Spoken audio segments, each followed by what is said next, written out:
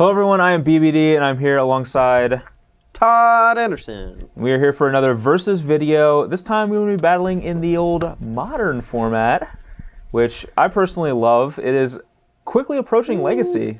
Yeah, I don't know. It's my love level. It is fun, I will say that. I don't really like it when they have to ban a card, you know, or when a card is just like strictly superior to the rest of the format, what everyone's trying to do. You have a little first-hand experience both with and against the card that I'm sure you know what I'm talking about. Yeah, Squire is a little strong. Or Birthing Pod, maybe. Yeah, I think Birthing Pod's the big offender, but yeah. Anyway, I'm going to be battling here with a junk deck. This deck did very well at the last Grand Prix, 2 in the top 8. I know the winner too, right? I think yes, it won. Yeah. Also, I know a couple of people have won PTQs with this deck. Dan Muster won a PTQ with this. Yeah. So the deck's very, very powerful. I actually played it myself in 2 PTQs last weekend.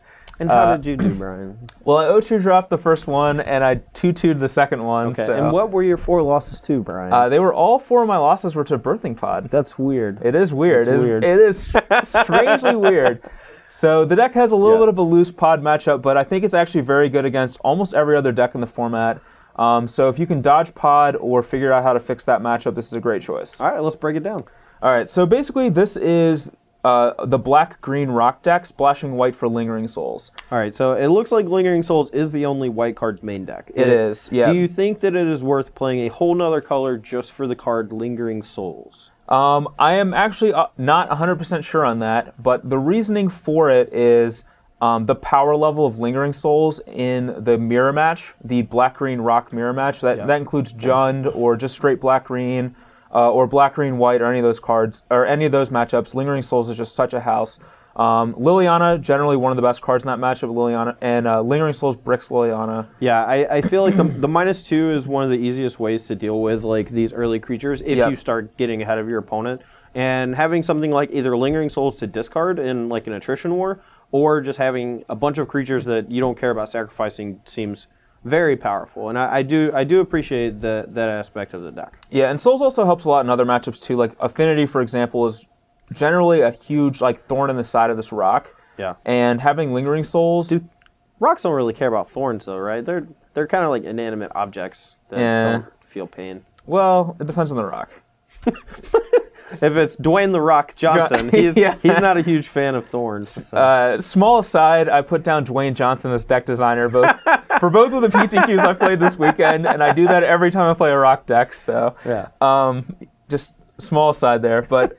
Yeah, so Lingering Souls is pretty strong in all those matchups. Good against like blue, white, red and stuff too. So I'm not 100% sure if it's worth splashing for, but it is a very powerful card. All right, my first question I think is, I know that most Jund decks and most black-green decks, at least from my experience in the format, they don't play the full 8 discard effects. They're usually somewhere around 6, sometimes 7 if they're getting a little frisky. What do you think about playing 8, and why are you playing 8? All right, so I played 8 in the first PTQ I played in. I played 7 in the second one, and now I'm back to 8. I don't know that 8 is correct. I don't think I would play less than 7 because discard spells are some of your ways to handle like a lot of the cards that are really hard to beat. And because of the power level of all these 2-drops that do all also die to almost every removal spell, like playing a discard spell in turn 1 is just very important. So I like having just as many as I can have to just ensure that I always have one on turn 1. I mean, that's reasonable. You know, like I think one of the best plays with this deck is turn 1 discard spell, take the removal spell, turn 2 Dark Confidant. You know, keeping the gas flowing with extra cards every turn just seems really strong. And most players, you know, very rarely will they have 2 removal spells in their opening hand, but most decks will play a reasonable amount to the effect where they have 1 in their opener. So. Yeah, and a lot of times too, like if they do have 2 removal spells, you just take their threat, and then you play something like a Liliana or a Garruk or a Lingering Souls that doesn't care about removal. Yeah. Now speaking of Garruk Wildspeaker, why Garruk Wildspeaker? Why none of the other 6 iterations of Garruk? Well, so Garruk Wildspeaker, I wasn't sure that question myself until I played with the card, and it was actually just insane. I was very, very happy with Garruk. Every time I drew it, it was very good for me. And one of the things that was awesome is being able to play Garruk +1, use like an Abrupt Decay, and then next turn you can either like you can overrun if you have like Lingering Souls and just kill them, but if you don't, you can just start churning out beasts. So it's just great to be able to cast Garruk, but still have open mana to do other things. Yeah, I do really like the interaction of Garruk and Tectonic Edge, being able to untap a land and an edge to go like Garruk into Stone Rain, kind of. Seems really powerful. That actually happened multiple times where I cast Garruk. I played against a mono green deck, and I was at 1 life and he had a Treetop Village, and I got to go like Garruk +1, Tectonic Edge your village. It was pretty sweet. Yeah, so. That's nice. Yeah, the removal suite, I don't think really needs too much of an introduction or whatever. You know, we have Slaughter Pact. I think not playing Path to Exile is great. You know, I don't like that card very much in the format. I think giving people extra things to do with their mana is pretty bad, especially when most decks play things like Treetop Village, Raging Ravine, Celestial Colonnade. There's also the classic non-bow of Path to Exile and Tectonic Edge. Yeah. Where you give your opponent a land and then you sack one of yours to destroy a land. Yeah, I feel like this deck's very resource to now heavy with things like Liliana and these discard spells and tech edges. So yeah, Path to Exile and non-bow with the deck, I think. I love Slaughter Pact. I think it's fantastic at the moment. Having one is always sweet. Yeah, it's almost impossible for like Splinter Twin decks to play around. It lets you go, you know, there are a lot of times where your turn 4 is not going to be that explosive, you know, but being able to go like removal spell Liliana on turn 3 is gigantic. Being able to like, you know, play Tarmogoyf and Slaughter Pact there, Tarmogoyf in the same turn, you know, like you don't really have that time to hold up the mana the next turn. Yeah. So doing it immediately and then like basically you time walk yourself, but you get a double effect in the same turn. So you time walk your opponent to later time walk yourself. Yeah. It's often what happens. Suspend time walk. I'm not sure about this Putrefy. I do understand it being kind of an instant speed version of Maelstrom Pulse. You know, it's great against Splinter Twin. Yeah. Kills, you know, Birthing Pod, Spellskite, has a lot of targets for the artifact part of it. Yeah, and another thing, so I wasn't sure about the Putrefy either, and the first round I played of the PTQ, my opponent attacked me with a double plating Blinkmoth Nexus, and I got to Putrefy it. And I was instantly sold. We're gonna call that being results oriented because a Maelstrom Pulse would have killed both Cranial Platings. Incorrect. Oh, because he played one. There's also an Arcbound Ravager in play. Oh no. Yeah. Okay. All right, that's fair.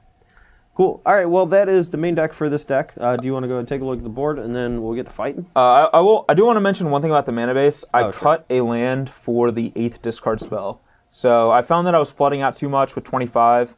24 seemed better, but if 24 feels too low for you, you can like cut Inquisition for another land again. Sure. But yeah, let's go ahead and talk about the side. Cool. Look at the sideboard. Yeah.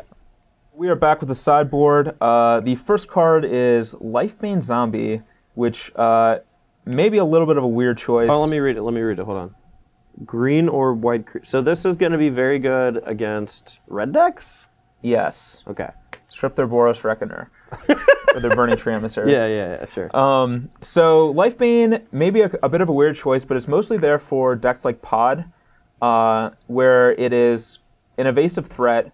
A lot of times you have trouble attacking through things like Voice of Resurgence, and it also will strip like their power, like the cards that matter out of their hands, like the Revel Arcs, the Archangel Thunes, like the Kitchen Finks if you're on the play. Yeah, I will say that from playing against you know, the Birthing Pod style decks, a lot of times they don't actually start casting the cards out of their hand like early in the game. Like they'll play a couple Mana Accelerators and then they'll either like sit on a Chord of Calling or they'll cast Birthing Pod.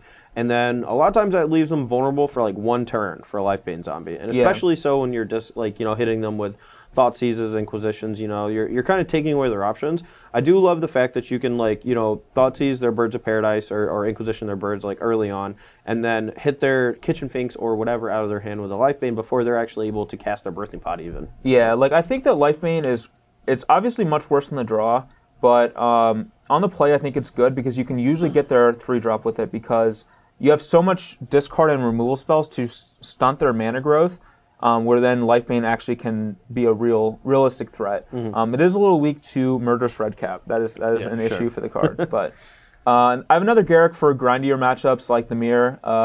Garruk was just so good for me that I just wanted a second one. And then 2 Black Sun Zeniths, mostly for like Pod decks because you can Zenith and get rid of all their Persist guys. Oh yeah, that's a pretty cool thing. I actually like Zenith against Affinity too. Like, it is good, yeah. Yeah, Zenith for 1 to kill most of their creatures is pretty sweet, and it's one of your only ways really to actually deal with Etched Champion if they have multiple creatures in play that you can't Liliana them. So. Yeah, exactly. And Zenith has like random applications elsewhere. And a lot of times it doesn't kill your own guys, like your Goyfs or your Oozes are big enough to not die to Zenith. So, Stony Silence is for Affinity and Tron. Grafdigger's Cage mostly for Pod. Comes in a couple other matchups where they're really using their graveyard. Goryo's Vengeance? Yes. Okay. I would definitely bring it in. Yeah. 3 Fulminator Mages. This card is mostly for like decks like Tron, but it's actually good in a lot of matchups too. Like I bring it in against Affinity. Just want to kill their man lands. It's very good against like Infect, killing Inkmoth Nexus and so forth. Yeah, I mean Affinity gets to a lot of spots in you know, against removal heavy decks where they have a serious reliance on their Nexus to actually win the game. And a lot of times, like, just having a way to kill their land is insane. And Fulminator Mage being able to do that while also, like, chump blocking a Ravager or a Master of Ethereum if they have those in their deck. Yep. I like that a lot, but yeah. Timely Reinforcements and Obstinate Baloth. I definitely respect Burn. It's a deck that I play against almost every single tournament. So I definitely want something in there for those matchups. And Baloth's actually good in like attrition matchups sometimes too. Yeah, he's fine. It's especially if your opponent randomly plays Liliana and decides to tick up. Yep. Just Baloth. Yeah, and he just has that surprise. He has that grin on his face that just he's so happy. Yeah, that's like the kind of grin that someone has when they plus their Liliana. You get to put that in. Like Obstinate Baloth's already representing that. Yeah. That's a great feeling. And then a lot of lists play Golgari Charm, but I opted for Zealous P because I don't want to kill all my own Lingering Souls tokens, and I feel like the -1/-1 mode is the most common mode for Golgari Charm, and Persecution does the same thing. Yeah, I mean, I like that a lot. Cool. But yep, that's the board. Hopefully we'll have an interactive match. Todd, you're playing Tarmo Twin. Yeah, I'm going to be playing Tarmo Twin. I'm playing the same 75 that I won a PTQ with a few weeks ago. There are some changes that I kind of want to try out, but I want to just represent the deck that I played as opposed to trying out something new and it being bad, getting smashed. This deck's tried and true. I've been very happy with the archetype over the last few months. You know, got 9th in Richmond with it. Played the PTQ instead of going to GP Boston, but it's been really good for me. So let's see how this goes. Sweet.